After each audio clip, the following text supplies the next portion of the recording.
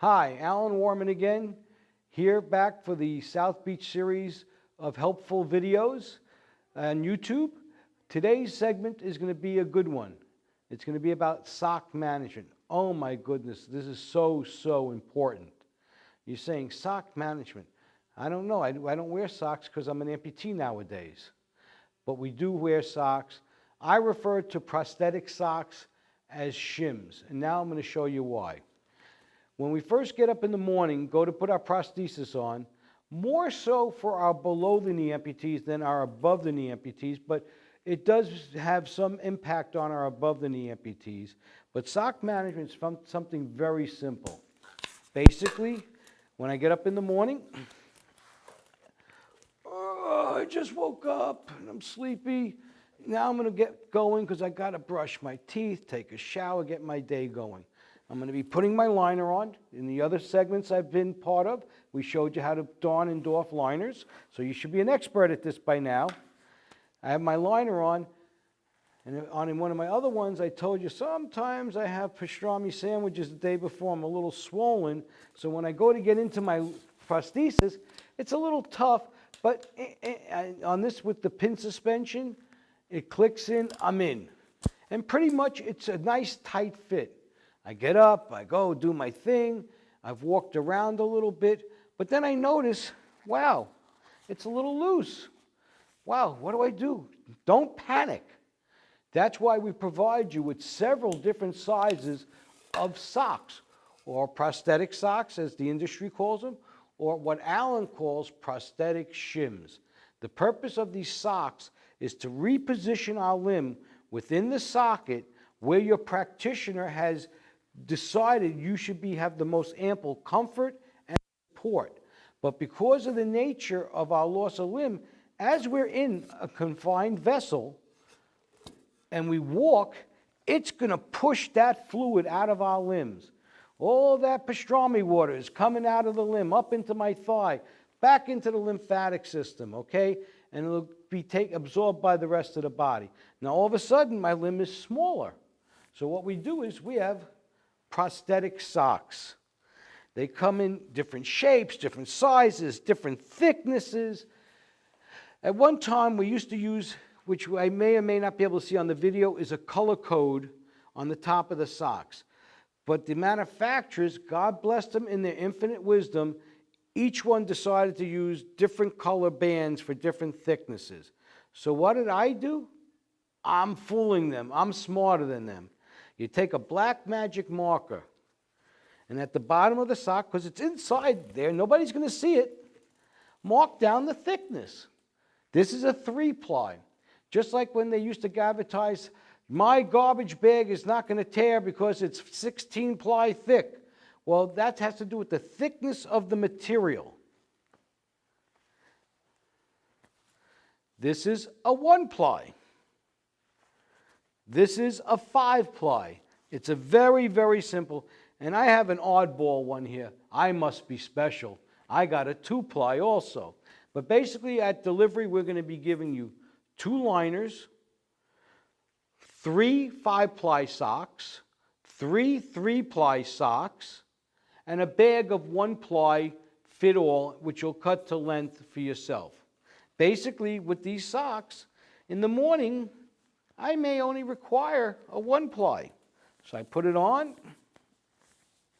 Now, very important for us, pin suspension, that we get it over that pin. If you get it caught like this and go into your socket, you're going to be making that emergency phone call to Uncle Alan, who's going to decide whether or not he's going to get you unstuck. Because normally you do this in a rush first thing in the morning, or at night when you wanted to put your prosthesis on one last time, and then you go to release it, this is the release button, and it don't release. And all of a sudden you panic and you say, oh my God, what am I going to do? He told me I can't sleep in it. I'm going to turn into a pumpkin. No, you're going to make a phone call, we're going to call you, and we're going to teach you how to get out of your dilemma. But for right now, because that's another video, I'm going to make you watch. But basically now I put on my prosthetic sock, my prosthetic shim, as I call it. We're going to step into the socket, We're going to click in good. When you stand and put full body weight on there, it'll click even more. But now, she doesn't want to turn. We're going to walk around, a couple of hours go by, and you notice that it seems a little loose again. That is absolutely normal.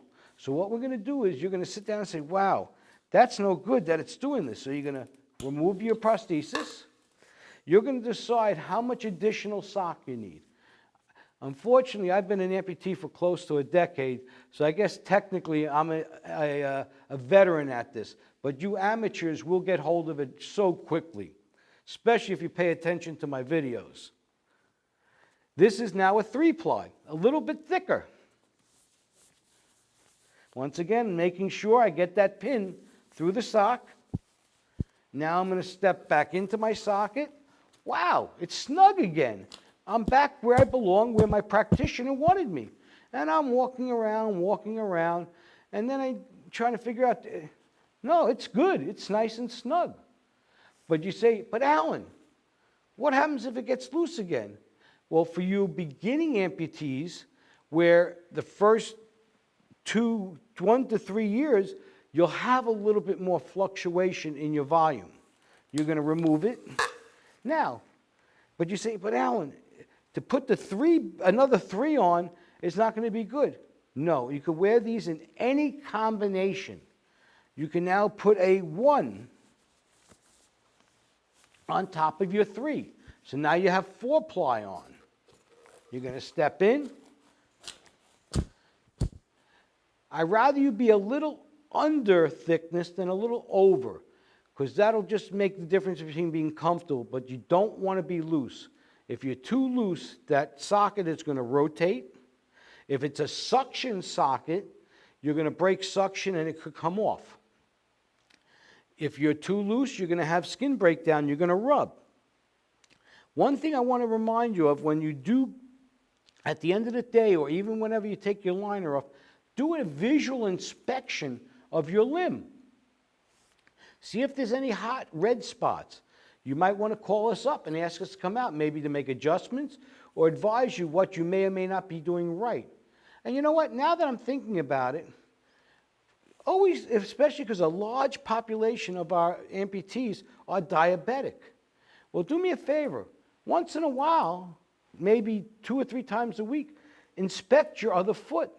And if you can't see the bottom and you don't have a mirror readily available, maybe another member of the household.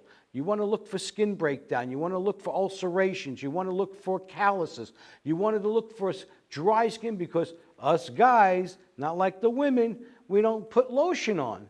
And our skin gets dry and it could crack, which is not good for us diabetics.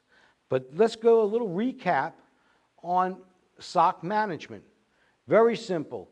More than likely, in the beginning of the day, you're going to start off with none or very few socks.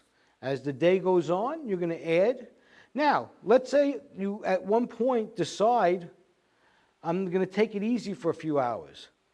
Well, don't try to get that prosthesis back on with the same amount of socks that it came off with last, because you might have, fluid might have gravitated down to your limb again. So it's a varying amount of socks on a regular basis, day in, day out. That is sock management 101. Very simple. We'll be around to coach you one-on-one when we make delivery and thereafter. You can always make a phone call. You can always reach me on my phone. I'd be more than glad to help anybody, whether you're a South Beach patient, whether you're anybody's patient. Information is part of what we do. We want to educate amputees to be more successful at what they do. Once again, this is Alan Warman, South Beach Prosthetics. Hoping you're having a wonderful sock management day. Signing off. Thank you so much.